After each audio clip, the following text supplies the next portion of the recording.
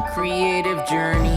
It's easy to get lost, but don't worry, you'll lift off. Sometimes you just need a creative pep talk.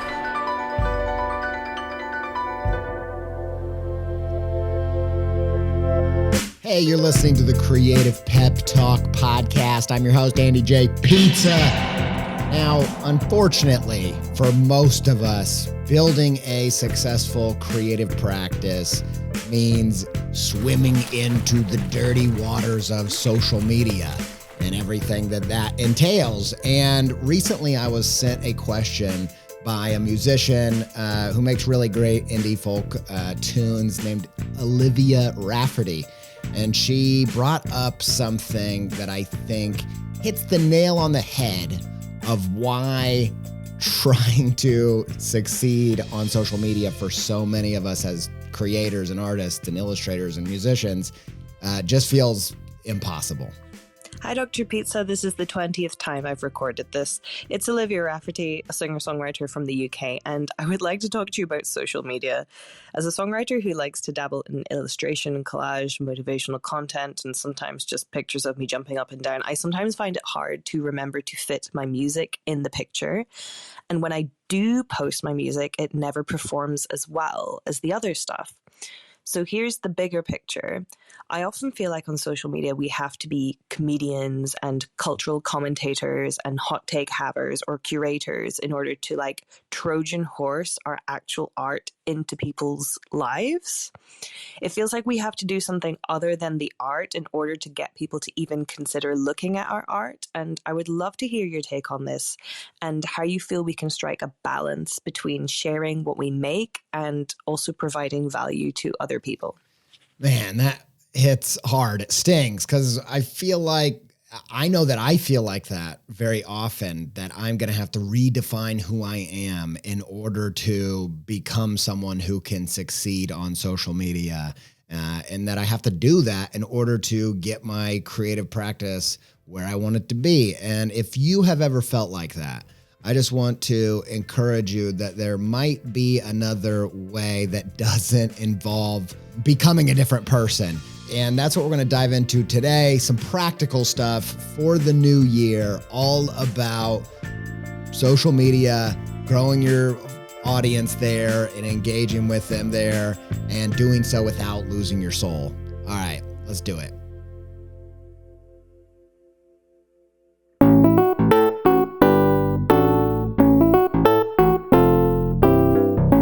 Dr. Pizza. In my opinion, the most important thing to get right with social media as a creator is to redefine what you mean by social media in the first place. Quit trying to play the social media game and make social media work for you. So instead of trying to become what TikTok or Instagram or Twitter wants you to be, instead of redefining yourself for what works on social media, let's redefine what we think of as social media so that it works for you. Let me explain what I mean by that. So instead of asking yourself, where are the people on social media right now? What's hot? What if you ask yourself, where do people typically discover the type of thing that I do? So in this case, we're talking about music, but we're just using that as a case study. It could literally apply to any type of artist or creator or entrepreneur of any kind, really. So just ask yourself, don't say, where are the people? What's the new hot thing? Ask yourself, where do people genuinely discover the type of work that I create online, and define that as social media. So for you as a musician, it's probably Spotify. But my guess is, and from what I can see on your music profile, you don't treat Spotify like social. I'm going to say social so many times in this episode, and it's going to be a hurdle. I end up on social media. I don't know why I had an accent too. Social media. It sounds, I don't know, vaguely Irish. Anyway, it doesn't look like from your Spotify profile, you only have a few songs on there that you're using that as social media. And that's pretty normal, I would say. Like a lot of artists, a lot of musicians don't use Spotify as social media because it's technically not social media. However, I think it's incredibly important to think about your creativity as a type of creative juice and be aware of what kind of jug do people drink this type of juice from, because you really do need that creative juice, creative jug fit. And if you force wine into a solo cup, look, there are exceptions to the rule. There are times when musicians blow up on TikTok, but they are massive exceptions. If you think about all of the artists, all the musicians that you have discovered over the past 5 years, where have you discovered them? Like, what is it, from a solo cup of TikTok, or is it from a wine glass of Spotify or Apple Music? Like, where are you discovering those things? That's social media for you. And in a second, I'm going to talk about how some musicians really utilize Spotify in this way to seemingly really great effect. But yeah, you're not going to drink wine out of a solo cup every night. Sure, on occasion, there are exceptions when you went to a party and nobody had a bottle opener and you had to open the wine bottle with your key, and then nobody had wine glasses, so you're drinking it out of a coffee mug. Like, yeah, that was great. But if you tried to replicate that every single night, something would be maybe not quite right. Like, you might have an alcohol problem if you're opening a wine bottle with the key every night. And the same goes for, you're going to have a problem if you're trying to get people to drink that type of creative juice from the wrong jug. And so for you, I would say Spotify is social media. We're going to get to some different types of creativity and different formats in a second, but let's just dive into this and concentrate here as a little case study for a second.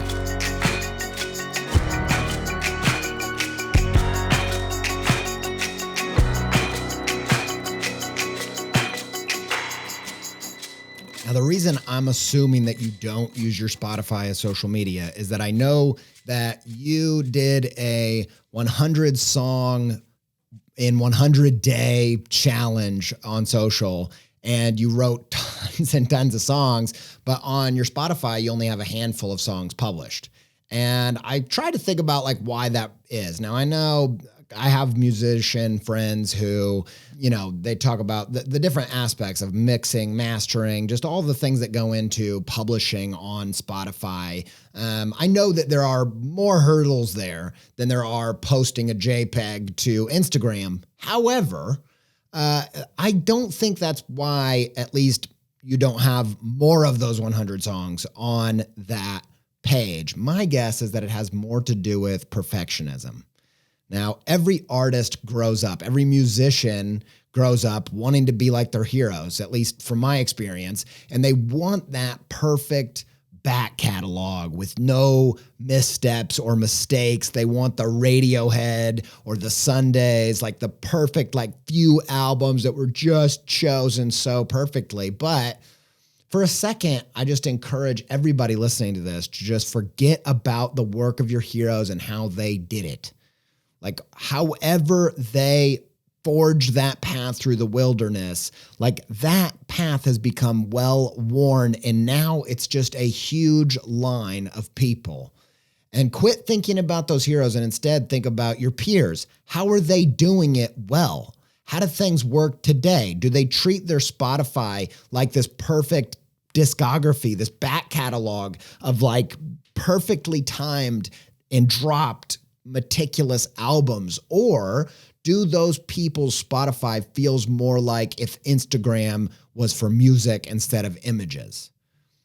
But it's not just for musicians that, perfectionism is the hang up. It's why a lot of artists don't use Spotify like social, but I also think it applies to all types of artists, because we don't want to repeat ourselves. We don't want to make a mistake, and we don't want to put out imperfect stuff. But I got to tell you, nobody's listening. Nobody cares. Like, my favorite bands have songs on Spotify I've never heard. Like, I mean, people I'm diehard for, right? Like, I don't catch every single thing that they produce. and that's okay. So if it's not that great, no one's probably going to hear it anyway. And if they're really super crazy fans, they're going to want all the different pieces, right? Those are the only people that are diving that deep. And so I thought we could look at one of my all-time favorite bands, who I feel really does use Spotify more like social media than a discography of meticulous album crafting. And that person's Waxahachie, who you've probably heard me talk about on the show. I'm just a super fan, man. I'm one of those that like Waxahachie and Katie Crutchfield falls into that category where you've listened to the music and it's resonated so deeply with you. You're convinced like, I know this person. Like, it's embarrassing, but I love her energy and I love her songwriting and I've been following her creative journey since at least 2013 with her second album. Just a huge fan, but her first album was called American Weekend, and it's almost sounds like a collection of demos. It's really lo-fi, fuzzy, acoustic, singer-songwriter stuff.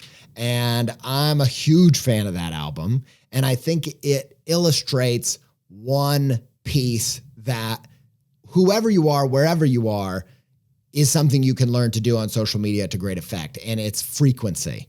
And the only way you're going to be able to release stuff with a consistent, regular frequency is if you release stuff like that album, American Weekend, which is rough, which is lo-fi, which is not your best production. It's not the best thing that you could produce at any given moment. But what I do think it is, and why I think it's so successful, is because it has the main thing as the main thing, which is her songwriting and her performance of those songs. But ultimately, it's the songwriting, it's the storytelling. That's what I love about Waxahachie, and it's all there. Sure, it's fuzzy. Sure, there's only one instrument.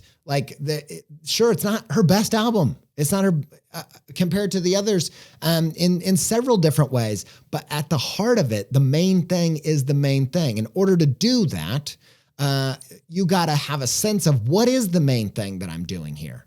What is the thing that makes my work special? And then bet everything on that.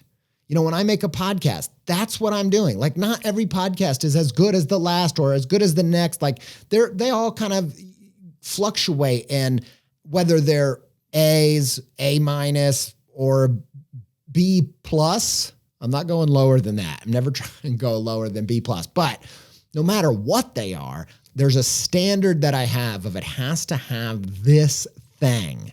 And so for me, that's, we've been like working on taglines for the show, just for descriptions and like Apple Podcasts and stuff like that. And for me, it's like an insightful story and actionable strategy that I really believe in, that I'm excited about. If it doesn't have that, I can't have an episode. But if it has that, I can build around that and I can work with that. And so what is the main thing for you? So if you're a producer, maybe it is the production is stellar, but you don't even have lyrics on there. You don't even have vocals or, it's all digital, like whatever it is. Figure out what the main thing is that that you can consistently pull off and put out and make that main thing the main thing.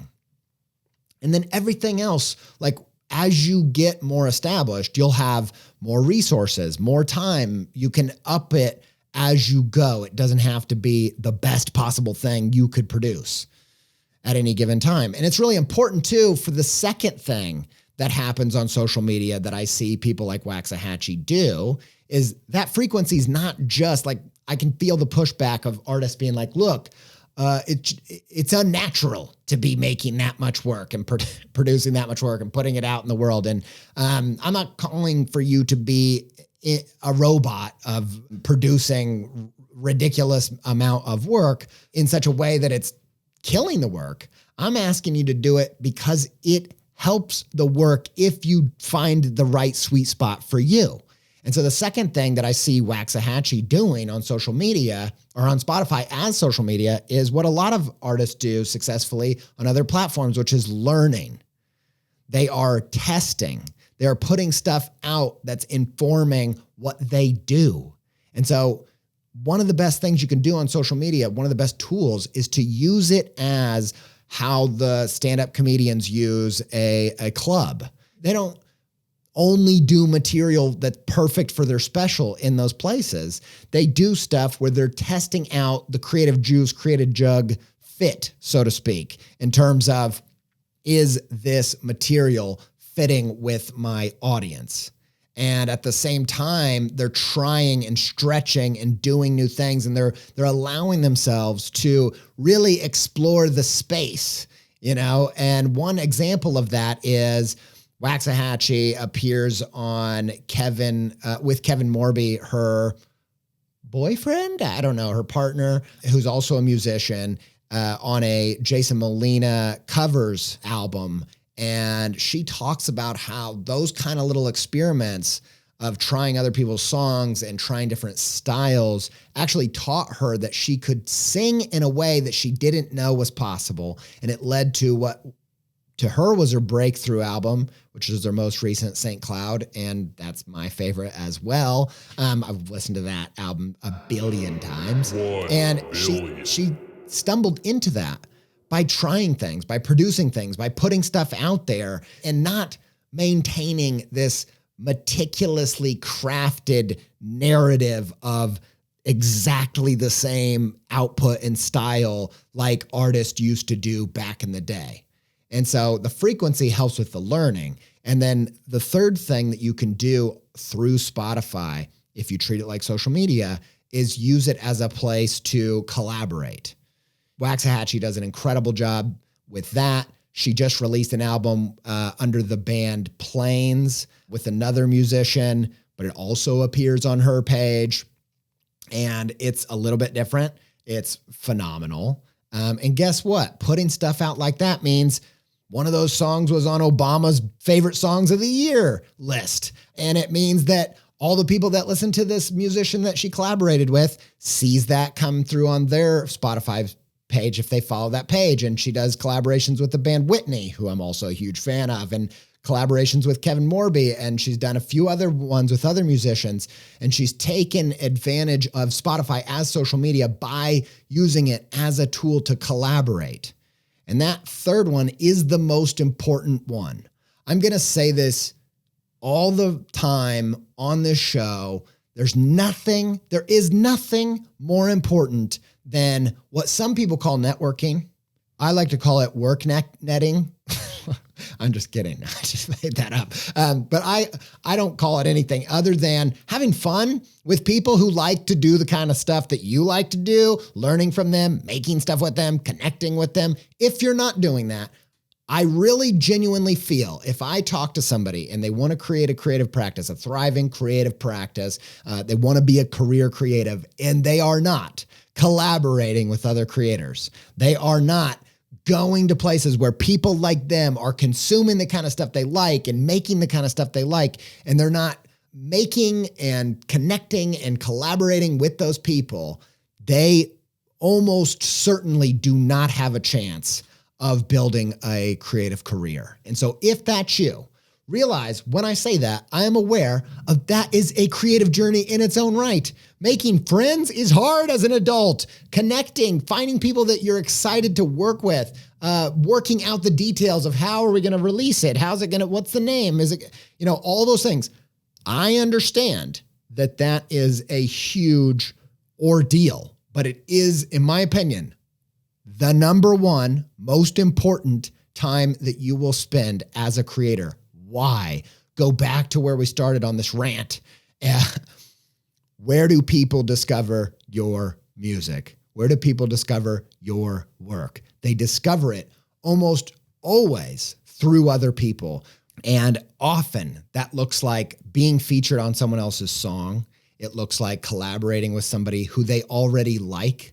That means you get on radars of people that hire those people or people that feature those people. And if you are not willing to do that messy social business of trying to figure out people that you want to work with, I really don't think you can plan on having a creative practice that is thriving. I think you could be the exception to the rule, but that's literally like that Southern preacher Andy Stanley calls planning to be the exception. Like planning to be the exception is not a plan. It's it's having your financial plan being to win the lottery. And so that is the third way that you could use Spotify or any place online as social media, whether it's intended to be used that way